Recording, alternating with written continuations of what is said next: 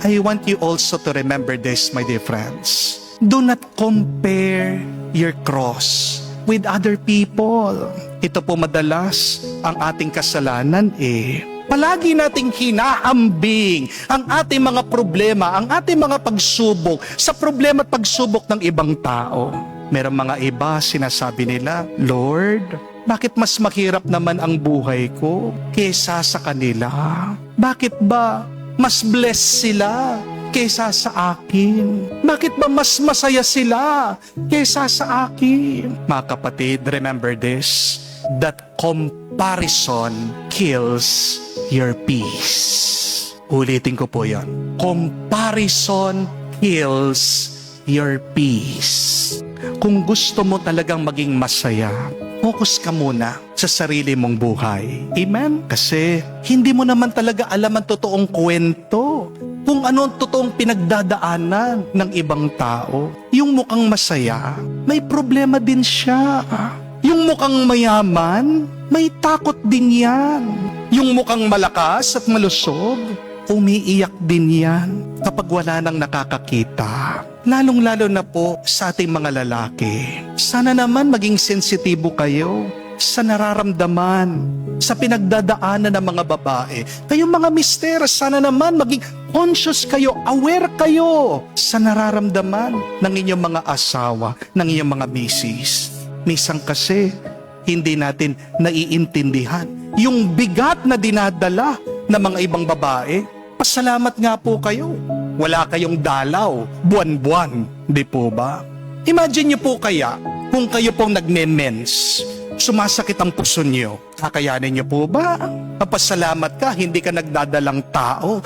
Kung kaya ikaw yung nabuntis, magdadala ka sa iyong sinapupunan for 9 months. Kakayanin mo ba? Magpasalamat ka din, hindi ikaw yung nanganganak. Meron nga silang ginawang eksperimento, pinaranas sa mga lalaki, yung feeling ng nanganganak. Yung iba gustong mamatay. Ganyan po kahirap ang pinagdadaanan ng ibang babae. Kaya bago tayo magreklamo na nakakapagod yung ating trabaho, tandaan niyo po, meron po mga ibang babae, mas pagod sila, pero hindi sila sumusuko. Di po ba? Nakakabilib nga po yung maraming ina. Meron nga po dyan, 3 yung anak, 4 yung anak, iniwan na sila ng kanilang mga mister, mag-isa sa buhay. Pero alam nyo, araw-araw, gumigising ng maaga, nagtatrabaho ng tapat, umuuwi, aalagaan pa yung kanyang mga anak.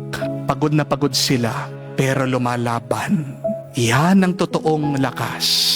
Yan ang totoong tapang. Minsan, nakakahiya yung mga ibang lalaki, di po ba? Dahil meron po mga lalaki tumatakas sa responsibilidad nila. Meron mga ibang lalaki kapag nahihirapan na, nawawala. Meron mga ibang lalaki kapag nasasaktan, nagtatago. Meron mga ibang lalaki kapag nalulungkot, nilulunod nila ang kanilang sarili sa alak. Pero mga kapatid, tandaan niyo po, kahit na ilang drum ng alak ang iyong inumin, hindi naman malulunod o mawawala ang iyong problema. Di po ba? Hindi mo naman matatakasan ang iyong pagsubok. Dahil ang pagsubok na binigay ng Diyos ay para sa iyo. Amen? At kapag iniiwasan mo nga ang iyong problema, lalong lumalaki yan. Amen? Mga kapatid, tigilan po nating kumpara ang ating sarili para tayo'y maging mas masaya, para tayo maging mas payapa. Just remember this, if you are having a hard time, God gives the heaviest battle to those that He trusts the most. Kapatid, hindi ka pinaparusahan ng Diyos. Pinagkakatiwalaan ka ng Diyos. Kaya binigyan ka ng problema. Alam niya kasi, kaya mo. At kung hindi mo kaya, alam niya, kakayanin mo yan sa tulong niya. Amen?